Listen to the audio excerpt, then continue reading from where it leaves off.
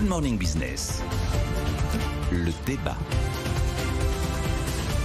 Impossible de dire où va l'économie française dans ces prochains mois. C'est dommage parce que ça allait pas trop mal. En tout cas, c'est ce que nous dit la note de conjoncture de l'INSEE, publiée hier, mais faite avant la dissolution, Nicolas. Alors c'est vraiment une situation très très inhabituelle. On a eu, parce qu'effectivement l'INSEE est un organisme sérieux qui publie une note de conjoncture reposant sur des données sérieuses, donc des données validées, donc pas la donnée d'hier ou d'avant-hier. Et oui, la note de conjoncture qui sort là comporte que des éléments qui ont été enregistrés et estampillés avant la superbe géniale idée d'Emmanuel Macron.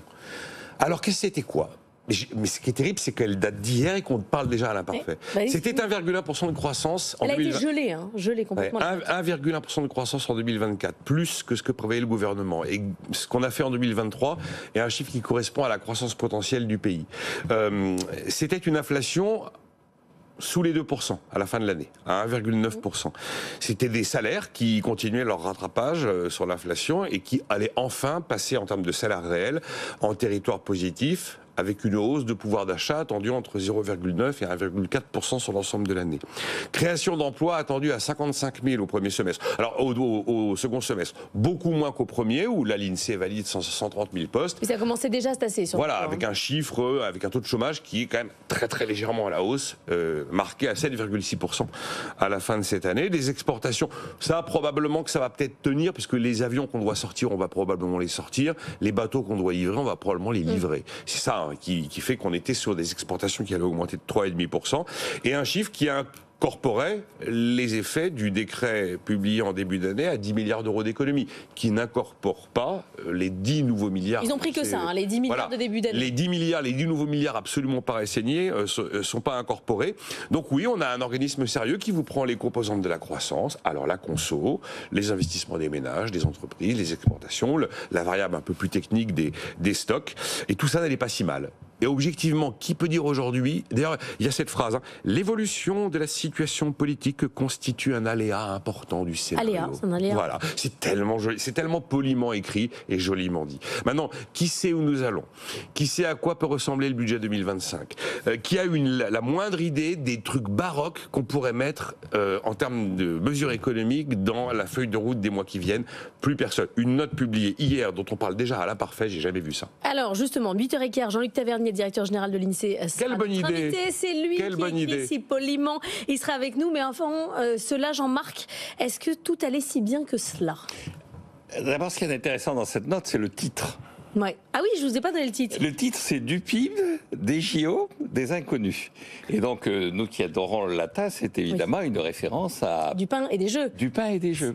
Servant, non, je parle pas latin. En latin, ça se dit panem et circenses. Voilà, exactement. Et donc, effectivement, ce qu'il y avait d'intéressant et d'original dans la note, c'était un peu le problème méthodologique. C'était indépendamment des résultats, dont l'INSEE disait effectivement qu'il pouvait être très vite remis en cause pour diverses raisons, notamment les événements politiques qui ont lieu entre le moment où ils ont collecté l'information et le moment où ils ont rédigé la note. Il y avait quand même cette idée de s'intéresser à cet aspect un peu particulier qui était les JO. Donc, ce qui est intéressant dans la note, c'est qu'il y a la note générale et puis il y a des annexes. Et dans les annexes, il y a toute une analyse des conséquences économiques des JO, avec notamment une analyse là aussi rétrospective de ce qui s'est passé à Londres au moment des JO d'il y a 12 ans.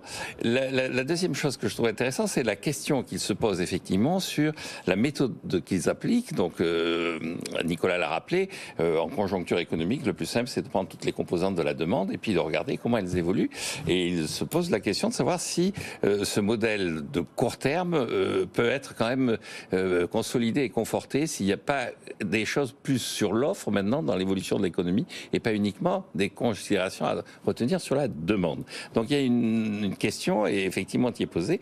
Et le dernier élément que je mettrai en avant, c'est le fait, là aussi Nicolas l'a rappelé, ils disent le commerce extérieur s'améliore.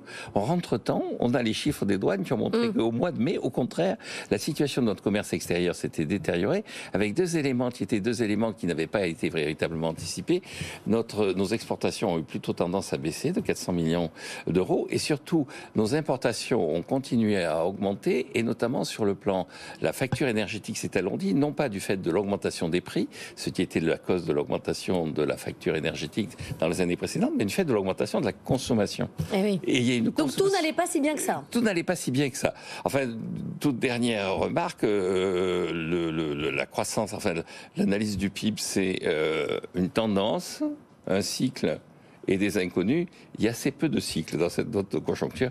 Et vous savez combien... Il n'y a que des inconnus. Il n'y a que des inconnus. Il y a une tendance, 1,1%, et puis beaucoup d'inconnus. Je pense que un des éléments qu'il va falloir remettre en selle, c'est le retour de la dynamique cyclique. Est-ce que après ce qui s'est passé, la Covid, l'Ukraine, tout un tas de perturbations qui avaient secoué effectivement les économies, est-ce qu'on retrouve une logique cyclique? Alors récemment, puisque tout se termine avec moi par une citation latine et une référence... On n'est pas lundi. Non, Mais surtout c'est n'importe quoi, vous savez en ce moment. C'est la dissolution, ça. On a été obligé de... Lundi, c'est plus mardi. Voilà. Maintenant, c'est là. Et donc, une référence au Royaume-Uni, ce qui est intéressant, c'est que la Rachel Reeves a bien annoncé que l'économie britannique allait effectivement avoir une bonne année parce que le cycle était en train de se retourner dans un sens Elle vous favorable. lit assurément. Donc, je la soutiens plutôt qu'elle ne me lit. Et inversement proportionnel. Il nous dit du bien de la Grande-Bretagne dans les colonnes des Échos, Jean-Marc. Oui, il dit du bien de la Grande-Bretagne. C'est assez rare qu'ils disent du mal de la Grande-Bretagne. Une fois c'est dans un café, il fait la même chose. Allez, à demain tous les deux.